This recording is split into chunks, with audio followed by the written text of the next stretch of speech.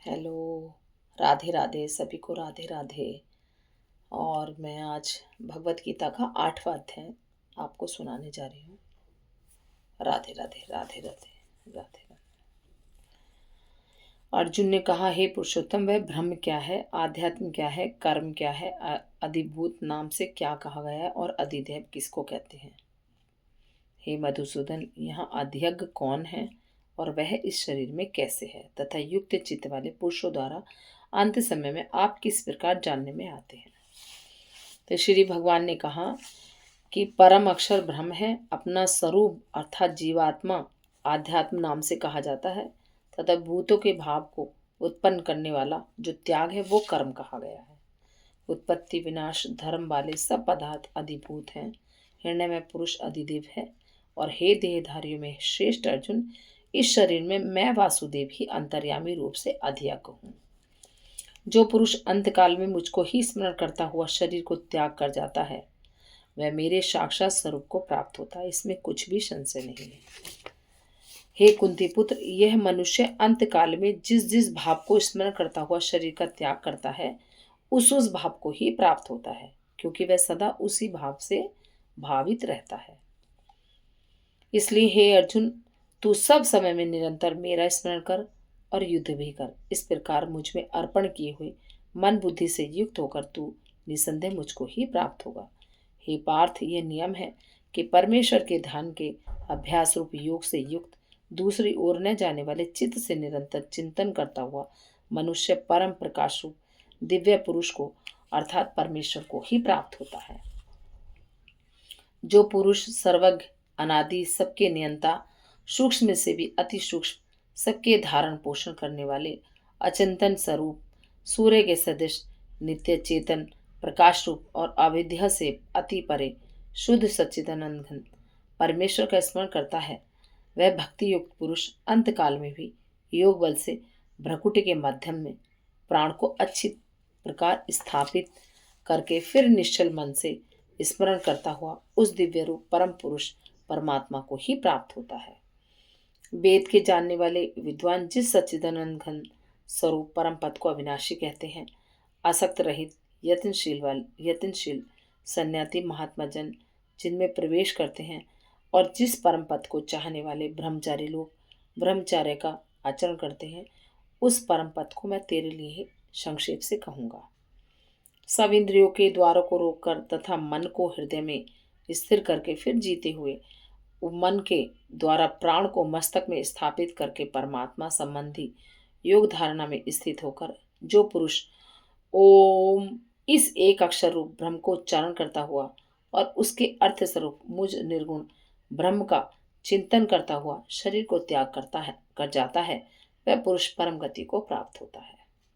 हे अर्जुन, जो पुरुष मुझ में अनन्य चित्त होकर सदा ही निरंतर मुझ पुरुषोत्तम को स्मरण करता है, उस नित्य निरंतर मुझ में युक्त हुए योगी के लिए मैं सुलभ हूँ, अर्थात उसे सहज ही प्राप्त हो जाता हूँ। परम सिद्धि को प्राप्त महात्मा जन मुझको प्राप्त होकर दुखों के घर एवं क्षण भंगुर पुनर्जन्म को नहीं प्राप्त होते। हे अर्जुन, ब्रह्मलोक पर्यंत सब लोग पुनरावृत्ति हैं, परंतु हे कुंतीपुत्र, मुझको प्राप्त होकर पुनर्जन्म नहीं होता, क्योंकि मैं कालातीत हूँ और ये सब ब्रह्मादि के लोक काल के द्वारा सीमित होने से अनित्य हैं।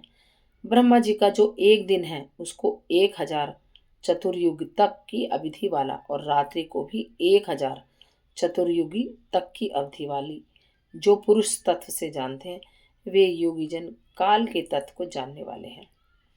संपूर्ण चराचर भूतगण ब्रह्मा के दिन के प्रवेश काल में अव्यक्त से अर्थात ब्रह्मा के सूक्ष्म शरीर से उत्पन्न होते हैं और ब्रह्मा की रात्रि के प्रवेश काल में उस अव्यक्त नामक ब्रह्मा के सूक्ष्म शरीर में ही लीन हो जाते हैं। हे पार्थ, वही यह भूत समुदाय उत्पन्न होकर प्रकृति के वश में हुआ रात्रि के प्रवेश काल में लीन होता और दिन के प्रवेश काल में फिर उत्पन्न होता है।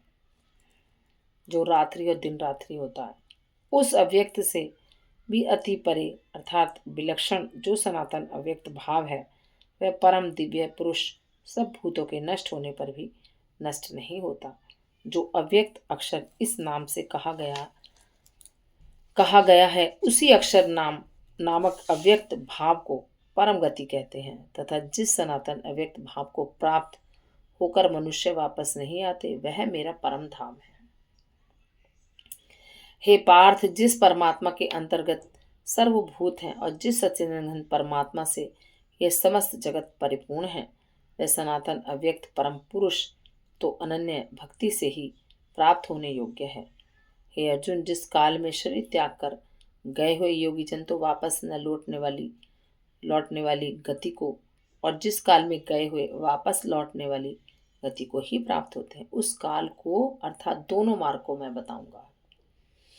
जिस मार्ग में ज्योति में अग्नि अभिमानी देवता है, दिन का अभिमानी देवता है, शुक्ल पक्ष का अभिमानी देवता है और उत्तरायण के 6 महीनों का अभिमानी देवता है, उस मार्ग में मरकर गए हुए ब्रह्मवेत्ता योगीजन उपर्युक्त देवताओं द्वारा क्रम से ले जाए जाकर ब्रह्म को ही प्राप्त होते हैं। जिस मार्ग में धूमाभिमानी देवता है, रात्रि अभिमानी देवता है तथा कृष्ण पक्ष का अभिमानी देवता है और दक्षिणायन के 6 महीनों का अभिमानी देवता, उस मार्ग में मरकर गया हुआ सकाम कर्म करने वाला योगी उपर्युक्त देवताओं द्वारा क्रम से ले जाया गया चंद्रमा की ज्योति को प्राप्त होकर स्वर्ग में अपने शुभ कर्मों का फल बोकर वापस आता है। अर्थात दक्षिणायन के 6 महीनों में जिस व्यक्ति की मृत्यु होती है तो वो वापस आता है, क्योंकि जगत के ये 2 प्रकार के शुक्ल और कृष्ण अर्थात देवयान और पितयान मार्ग हैं, सनातन माने गए हैं। हमारे सनातन में यही है, इनमें एक के द्वारा गया हुआ वापस नहीं लौटता और उससे परम गति प्राप्त होती है, और दूसरे के द्वारा गया हुआ वो वापस आता है और इस संसार में जन्म मृत्यु को प्राप्त होता है। हे पार्थ, इस प्रकार दोनों मार्गों को तत् से जानकर कोई भी योगी मोहित नहीं होता। इस कारण हे अर्जुन, तू सब काल में समबुद्धि रूप योग से युक्त हो, अर्थात निरंतर मेरी प्राप्ति के लिए साधन के करने वाला हो। योगी पुरुष इस रहस्य को तब से जानकर वेदों के पढ़ने तथा यज्ञ तप दान आदि के करने से जो पुण्य फल कहा गया है, उन सबको निसंदेह उल्लंघन कर जाता है और सनातन पंथ को प्राप्त होता है। ओम तत्सती श्रीमद् भागवत गीता शुपनिषद ब्रह्म विद्यायम योग शास्त्रे श्री कृष्ण अर्जुन संवादे अक्षर ब्रह्म योगो नाम 8वां अध्याय। ये भगवत गीता का आज 8वां अध्याय मैंने आपको सुनाया। तो सभी हमें अपना भगवत गीता का रोज एक पाठ का अध्ययन करना चाहिए। इससे घर में सुख शांति और धन संपदा बनी रहती है, जो अच्छा स्वस्थ शरीर रहता है, मन अच्छा रहता है। हमारा सनातन धर्म कितना अच्छा है कि उन्होंने भगवत गीता श्री कृष्ण जी की वाणी है, जिन्होंने हर व्यक्ति को यही बताया कि कर्म क्या है। तो ये मेरा आज 8वां अध्याय था भगवत गीता का। आपको कैसा लगा?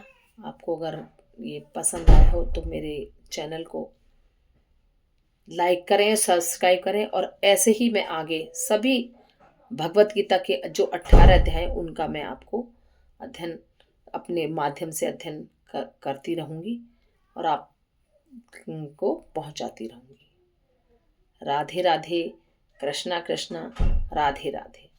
आता तो नहीं मुझे ज़्यादा, मगर जैसा मुझे आता है वैसे मैं पढ़ के सबको सुनाती हूँ, ताकि सब हमारा सनातन धर्म भगवत गीता के बारे में जाने और समझे कि हमारी भगवत गीता, हमारी कृष्ण जी की वाणी हमें क्या कहती है। राधे राधे, कृष्णा कृष्णा, राधे राधे, राधे राधे, कृष्णा कृष्णा, राधे राधे।